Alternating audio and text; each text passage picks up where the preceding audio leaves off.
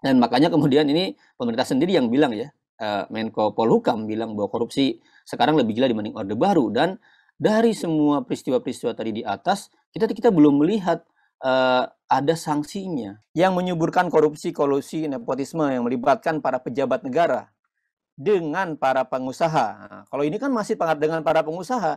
Kalau tadi dia sudah nyatu ya, sudah embedded satu badan dengan pengusaha. Kita udah nggak bisa lihat lagi nih Airlangga ini sebagai Menko Perekonomian, atau dia sebagai ketua partai Golkar, atau dia sebagai pengusaha gitu. Nah, kalau ada anggota DPR membahas undang-undang minerba, sedangkan dia sendiri perusahaan, dia punya perusahaan minerba, ya harus nggak boleh bahas dong. Nah, kita bisa lihat misalnya contohnya Pak Menko ya, apa perannya, relasi dengan PT-PT-nya apa. Di laporan ini jelas kita bisa lihat keterkaitannya, sangat detail. Terus kemudian Pak Rosan ya, Mbak Puan, kemudian Pak Erwin Aksa, itu jelas juga ada energi di PT apanya gitu ya, di belakangnya.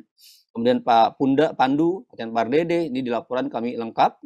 Kita bisa lihat secara lengkap nanti di laporannya masing-masing. Tapi kira-kira dari sini kita bisa lihat bagaimana mereka-mereka adalah pemilik-pemilik perusahaan, dan mereka-mereka kemudian terlibat dalam pembahasan-pembahasan sebagai satgas, sebagai panja, sebagai penyusun, perumus dari undang-undang itu gitu. Nah, akibatnya apa? Akibatnya kita bisa lihat misalnya dalam standar lingkungan hidup, kita bisa lihat bagaimana standar yang tinggi yang sebelumnya itu sangat layak, lumayan bagus, diturunkan.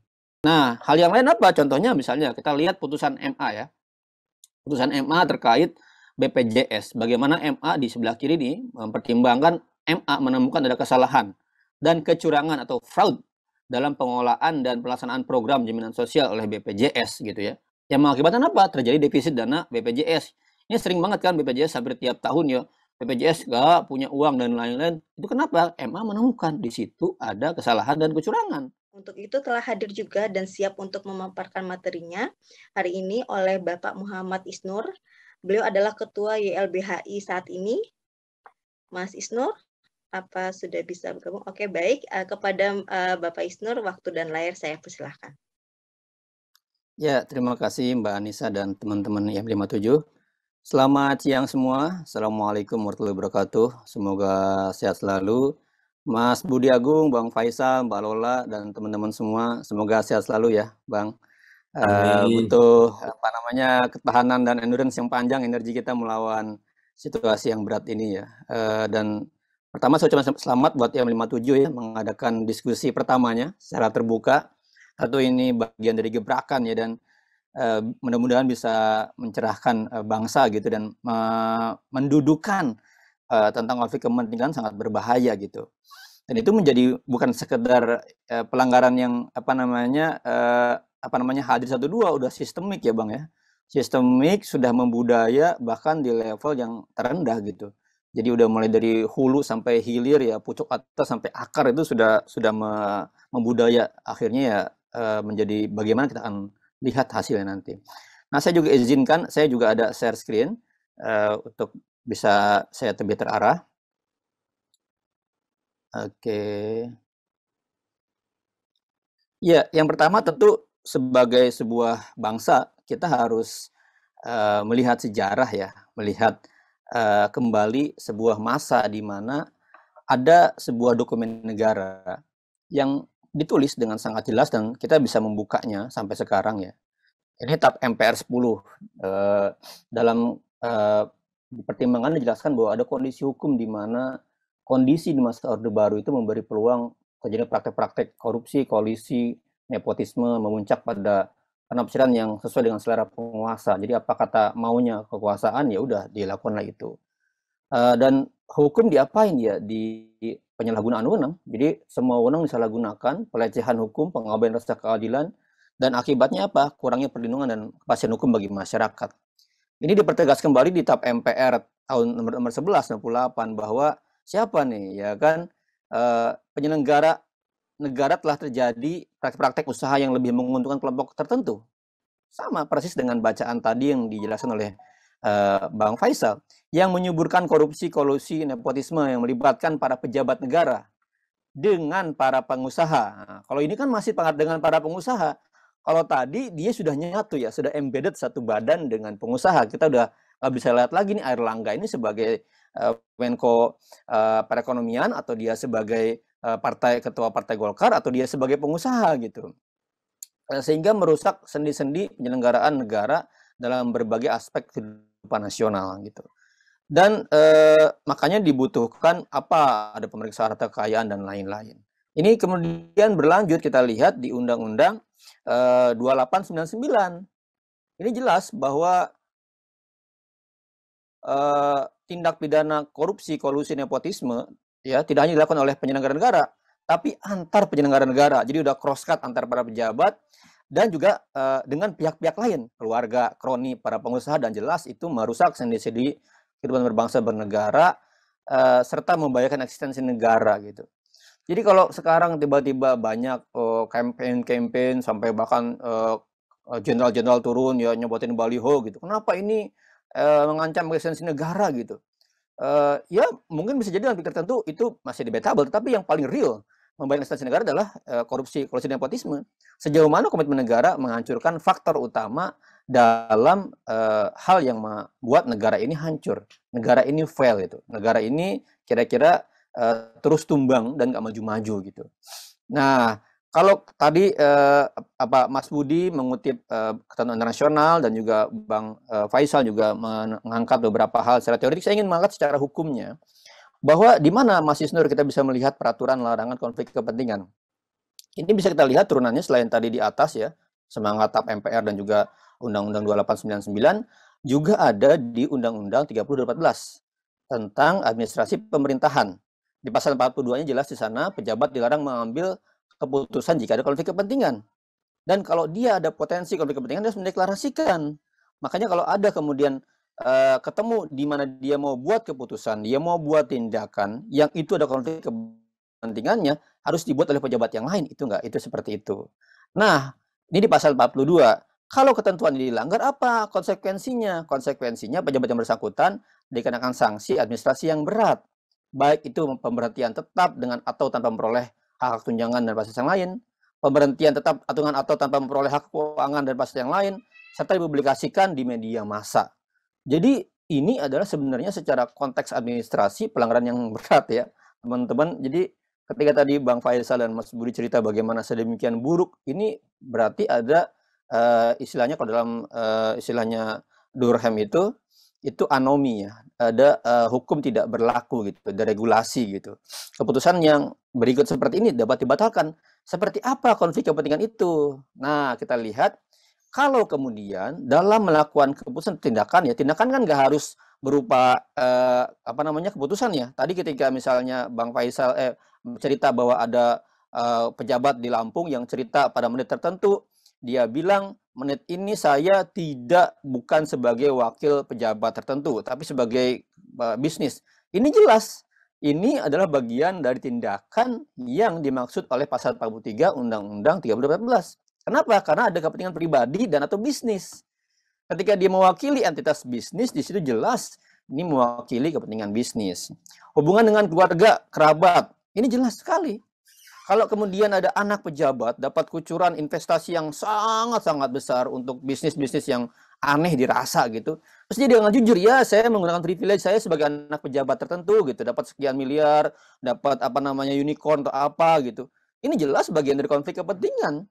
Dia sebagai anak pejabat menggunakan kekuasaannya, atau ketika ada anak pejabat mencalonkan lagi sebagai misalnya wali kota atau gubernur atau apa gitu ya di wilayah lainnya gitu atau di wilayah itu, terus dia ada banyak sekali dukungan dari aparat di bawah ya, aparat yang menggunakan kekuasaannya, menggunakan sistemnya, menggunakan media komunikasinya untuk mendukung anak pejabat ini untuk jadi wali kota misalnya. Jelas ini bagian dari konflik kepentingan, gitu ya.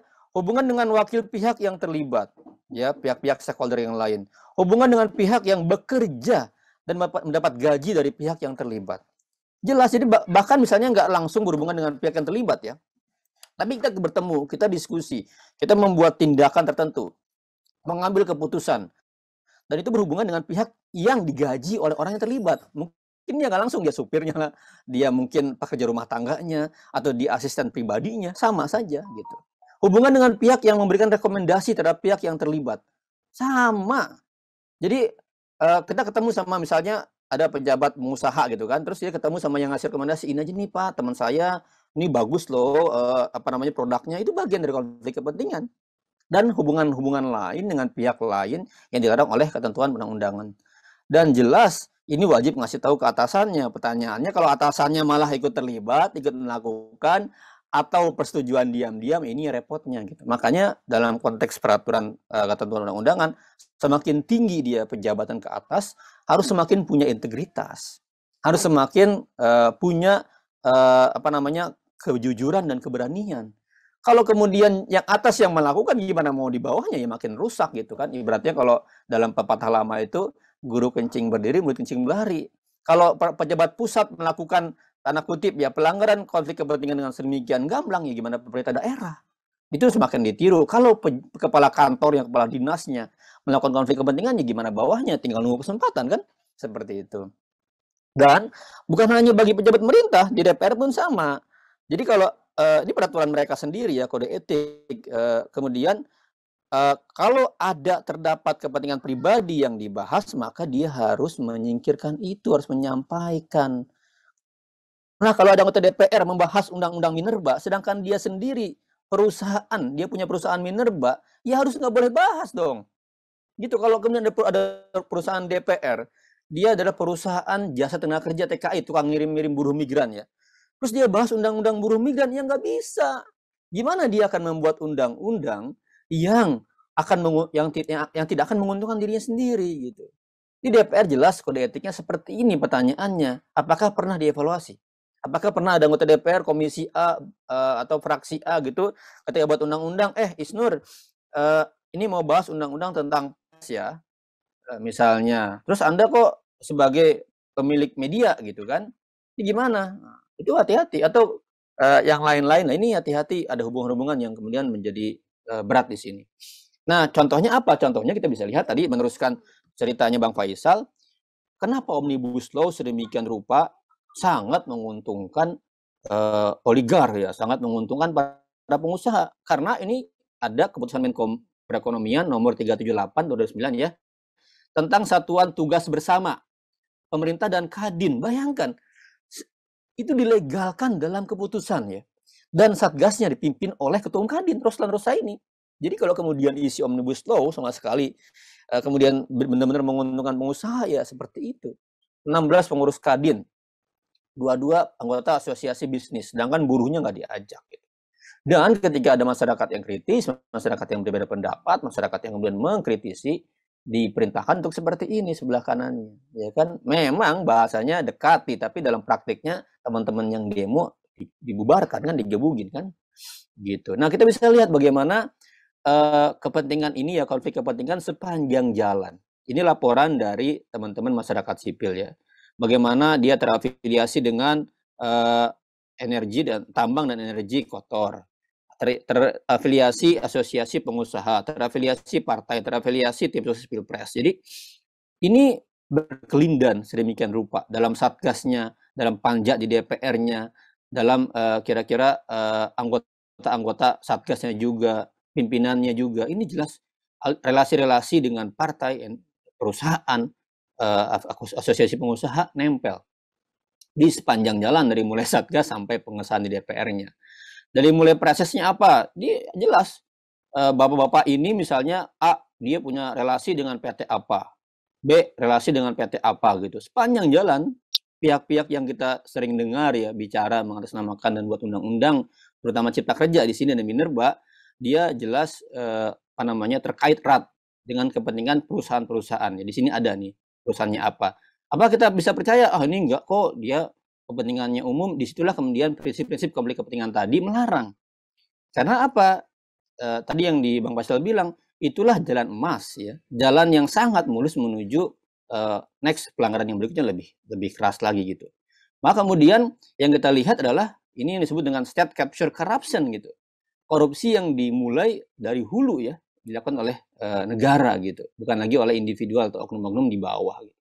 Nah, kita bisa lihat misalnya contohnya Pak Menko ya, apa perannya, relasi dengan PT-PT-nya apa. Di laporan ini jelas kita bisa lihat keterkaitannya, sangat detail, terus kemudian Pak Rosan ya, Mbak Puan, kemudian Pak Erwin Aksa, itu jelas juga ada energi di PT apanya gitu ya, di belakangnya.